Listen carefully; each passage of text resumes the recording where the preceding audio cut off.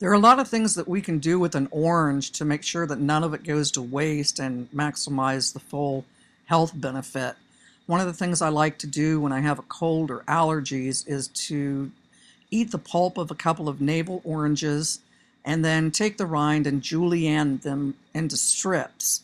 Soak them in apple cider vinegar for about 8 hours, drain the vinegar off, and then in a saucepan over a very low heat, put the rinds into the pan with some local honey, just a very thin coat, and just simmer on the stove for just a couple of minutes.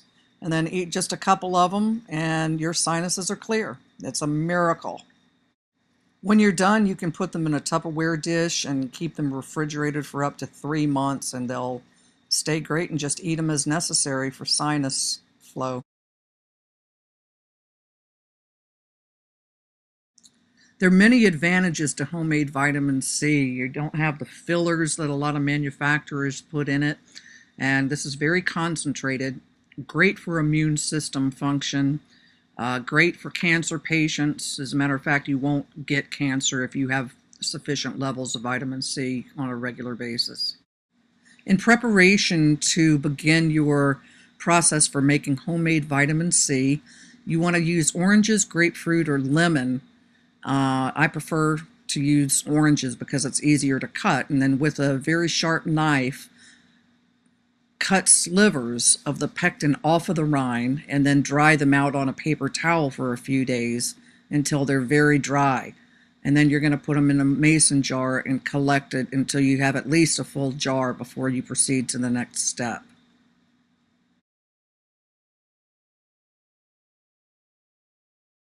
Put the dry pectin in the blender. Blend at high speed until you begin to see powder on the sides of the wall of your container. Play with the different settings on your blender too. It's important to take breaks every couple of minutes or so. You don't want your pectin to get too hot from the heat of the blender. It's good to have a strainer and then pour a little bit of your concoction down in that and let the powder drop through into the jar. You can use a mortar and pestle tool to kind of shake the dust down into the mason jar. Cycle the larger chunks onto the paper towel and reuse them, putting them back into the blender. Fine grain you should see in your mason jar after blending appropriately.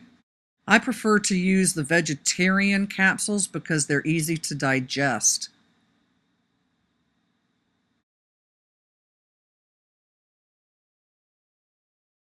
Separate your gel caps and put the larger size in the larger part of the capsule maker and then the smaller caps into the smaller piece. Pour your pectin down into the little holes and use that credit card looking thing to get an even distribution. When you're done, use the damper to pack it down, and then you can put some more pectin down in it to fill it up completely. You're ready to go ahead and make the caps. Push this piece down in until it clicks with even pressure all the way through. Now you have 24 caps of vitamin C. Store them in a cobalt jar because they're light sensitive.